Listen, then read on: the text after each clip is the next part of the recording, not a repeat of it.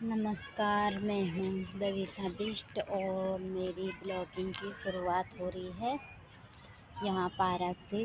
दिल्ली के ये पार्क है ना, यहाँ पार्क कहते हैं।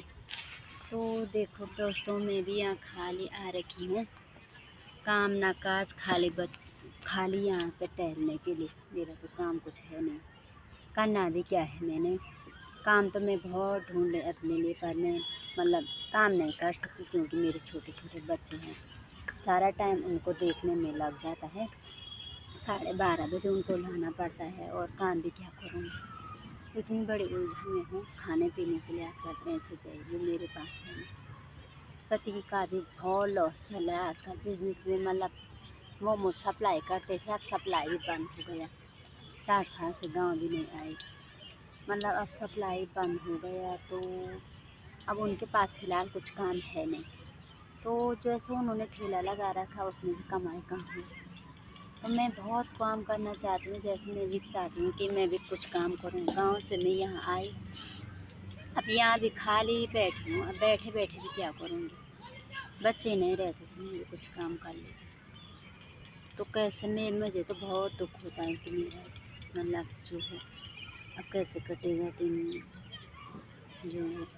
ऐसे बच्चों के साथ तो हर टाइम जेब में पैसे चाहिए होते हैं, बाहर ऐसे ही नहीं खाते लोग। कहने की बात है, गांव में भी क्या करूँगी। गांव तो थी मैं पहले, पर अब गांव में भी मुझे क्या करूँगी, वहाँ कुछ काम है ही नहीं। एक बेटी तो है फ़िलहाल गांव में, दादा दादी के पास।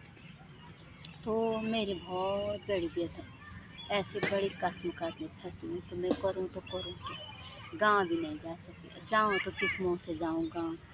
गाँव तो मुझे पति के साथ भेज दिया था कि पति उसे पालेगा, खिलाएगा पिलाएगा। तो मेरे पति यहाँ कहाँ पाले मुझे। रेंट का किराया देना होता है, जो टाइम पे हम देते नहीं है। पति के पास जाते कह के पैसे नहीं। अब इतनी बड़ी उलझन में फंसी हूँ मैं। अब मैं गाँव में जाऊँगी तो लोग मुझ पर हँसेंगे कि ये इसको तो हमने इसके पति के पास भेज दिया था, फिर ये गाँव आ गई। गाँव में मैं क्यों करूँगी क्या, बेटी तो है, पर गाँव में भी करूँगी क्या। कोई मुझे पसंद करता नहीं है, सास ससुर। तो सबसे पहले जो है, मेरे पति बहुत बड़ी उलझनों में है। उनको भी जो उनका कहीं से, जब उन्होंने मोमोज़ बनाए थे तो उनका बहुत उधार चल रहा है। कहीं उन्होंने मटर वाले के पैसे देने हैं, पनीर वाले के पैसे, राशन वाले के पैसे, 1.5 लाख तक करीबन उन्होंने लोगों के देने हैं। तो लोग इधर उधर से फ़ोन आ रहे हैं, मेरे पैसे दे, मेरे पैसे दे। 2.5 लाख तक उनके फंसे हैं। वो दिन भर सोचते हैं, वो अपना दिमाग इतना प्रेशर पर डाल